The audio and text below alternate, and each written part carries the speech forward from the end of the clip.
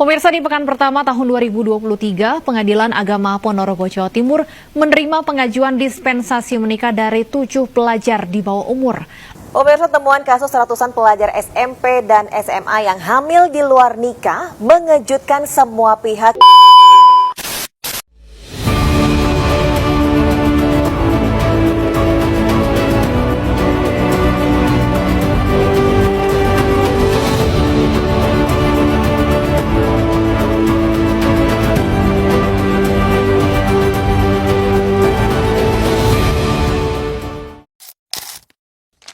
Halo semuanya, selamat siang.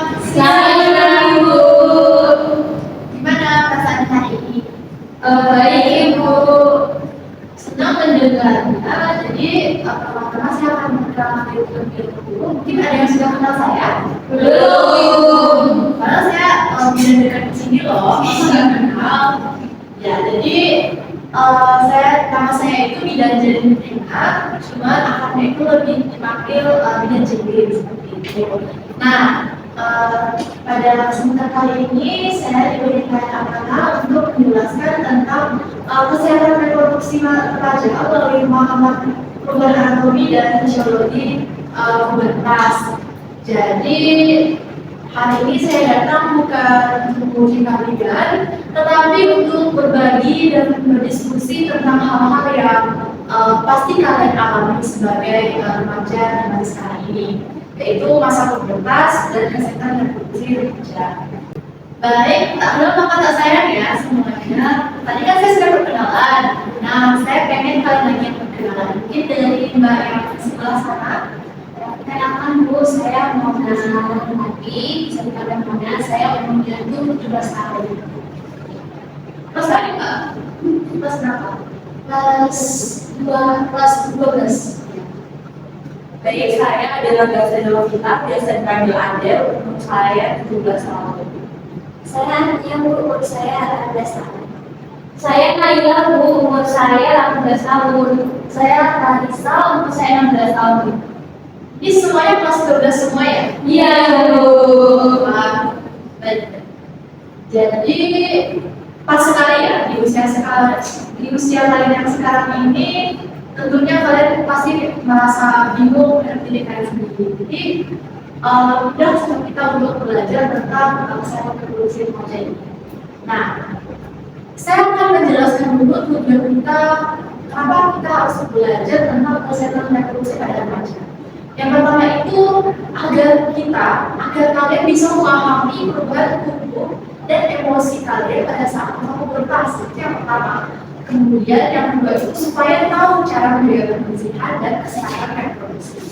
Kemudian itu untuk mencegah perilaku beresiko seperti seks bebas, rokok, atau penggunaan paksa. Nah, dan yang keempat itu adalah, dan yang paling penting agar kalian sebagai remaja yang sehat, percaya diri dan bertanggung jawab terhadap diri sendiri. Bu, berarti pubertas itu dialami sama semua remaja ya? Iya, betul. Jadi semua remaja itu pasti akan mengalami yang namanya masa pubertas. Hanya biasanya itu waktunya saja yang berbeda-beda. Biasanya terdiri antara usia 10 sampai 19 tahun. Nah, sekarang kita bahas perubahan apa saja nih yang terjadi ya. Iya Bu. Baik, sekarang kita akan membahas terlebih dahulu yaitu perubahan anatomi dan fisiologi pada masa pubertas. Tubuh kalian akan mengalami perubahan anatomi seperti misalnya payudara mulai tumbuh, terus pinggul melebar, tubuh rambut halus di ketiak dan area kemaluan, dan tinggi badan meningkat cepat. Apakah kalian merasakan hal yang seperti itu? Iya, Itu jadi sangat normal. Jadi kalian tidak usah khawatir ya. Nah, secara fisiologi, hormon estrogen dan progesteron mulai aktif bekerja. Akibatnya, kalian mulai mengalami menstruasi dan sering muncul perubahan suasana hati, kadang senang, kadang marah, kadang juga sedih. Itu sangat wajar. Bu, aku kalau hal itu sering sakit perut, itu normal nggak Bu? Dalam kondisi tertentu itu normal saja. normal selama masih bisa beraktivitas. Kalau masih bisa beraktivitas, tapi kalau misalnya nyerinya berlebihan, bisa jadi tanda dismenor atau kekurangan zat gizi. Makanya penting makanan-makanan yang bergizi seperti sayur, buah, telur, dan minum air putih yang cukup. Bu, jadi kalau cuma pemasangan air itu bisa jadi anemia ya? Ya, benar sekali. Remaja putri itu rentan sekali terkena anemia. Anemia defisiensi bersih. Jadi jangan malas sarapan dan berbanyak makanan yang kaya zat bersih. Terus seberapa penting sih buat remaja gitu?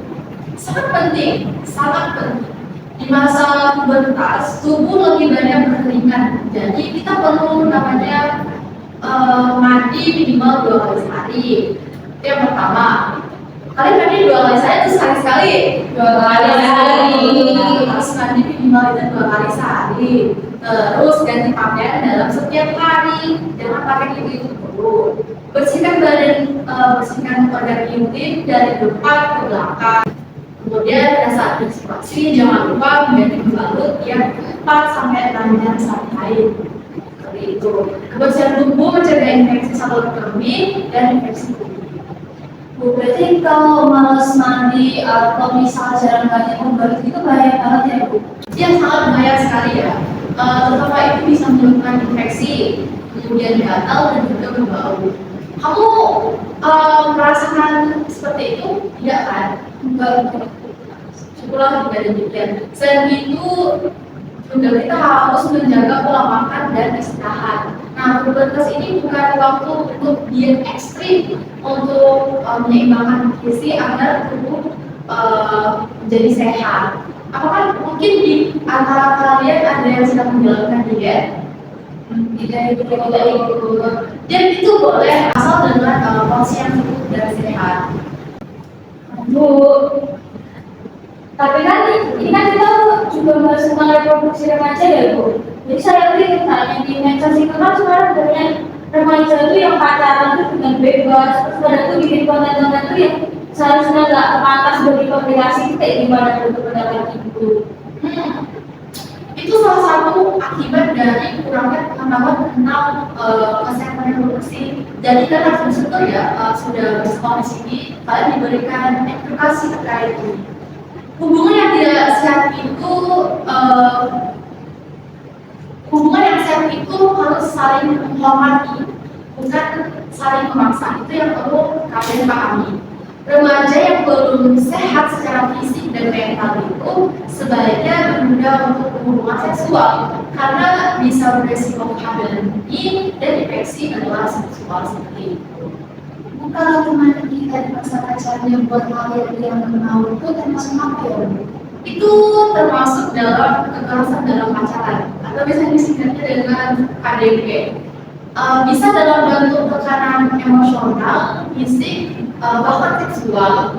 Nah, kalian harus berani bilang tidak dan lapor pada orang tua, guru, atau tenaga kesehatan. Ingat, cinta sejati itu menghargai kebenaran. Ibu, aku punya nih teman yang seumuran kita juga sih, tapi tuh dia kayak udah coba-coba rokok gitu, katanya sih biar kelihatan dewasa, itu gimana ya? Itu salah besar, perlu kita pahami. Jadi rokok, alkohol, atau nafsa itu bukan tanda kedewasaan, tapi itu tanda kekurangan kontrolnya diri kita sendiri. Nah, rokok merusak paru-paru dan jantung, sedangkan nafsa bisa membuat kecanduan dan merusak otak. Ibu, ada juga nih teman aku di rumah, dia tuh kayak makannya tuh sedikit gitu loh, kata-katanya tuh waktu belum berat itu termasuk tidak sehat ya Bu? Ya, itu bisa termasuk anoreksia sebaliknya. Kalau makan banyak lalu digunakan, itu bulimia. Dua-duanya berbahaya. Remaja sehat bukan yang paling kurus, tapi yang proporsional, bertenaga, dan bahagia. Bu, berarti gaya hidup sehat itu termasuk cara berpakaian dan bentuknya juga ya? Tepat sekali. Passion boleh diikutkan, tapi jangan lupa mengorbankan kenyamanan dan kesopanan. Jadi remaja yang percaya diri karena karakter dan prestasi, bukan penampilan semata. Seperti itu. Mungkin ada lagi yang ingin ditanyakan? Tadi ibu sebut ISK kan, nah apa itu bisa dicegah hanya dengan menjaga kebersihan? Betul. Jadi ISK atau infeksi saluran kemih bisa dicegah dengan minum air yang cukup, tidak menahan kencing, dan menjaga kebersihan organ lain, organ intim kita sendiri. Nah, hindari juga cara yang terlalu ketat. Kemudian IMS ini seperti gonorea, sifilis, dan HIV bisa dijaga dengan menghindari hubungan seksual terbuka. Oh, berarti kalau kita bisa jaga diri itu otomatis kita juga terhindar dari penyakit-penyakit yang disebutkan itu tadi ya? Ya, benar sekali. Ya, jadi pencegahan terbaik adalah edukasi, kesadaran, dan pengendalian diri. Nah, dari diskusi kita hari ini, apa yang bisa kalian simpulkan? Mungkin dari aku ya, mungkin kalau dari aku tuh mobilitas itu wajar, tapi kita juga harus tahu cara menjaga mobilitas itu secara bijak dan juga tentunya seperti ini. Ya Bu, dan ternyata tuh banyak juga ya hal yang bisa banget kita cegah ya Bu, jika kita tuh paham akan tubuh sendiri gitu. Ya, hebat sekali. Jadi kesimpulannya yang pertama itu pubertas membawa perubahan anatomi dan fisiologi dan emosi. Kemudian jaga kebersihan dan pola hidup sehat. Kemudian menghindari kehamilan dini, KDP dan perilaku yang berisiko. Dan yang keempat, katakan saja tidak pada rokok, nafsa, gumila atau anoreksi dan seks.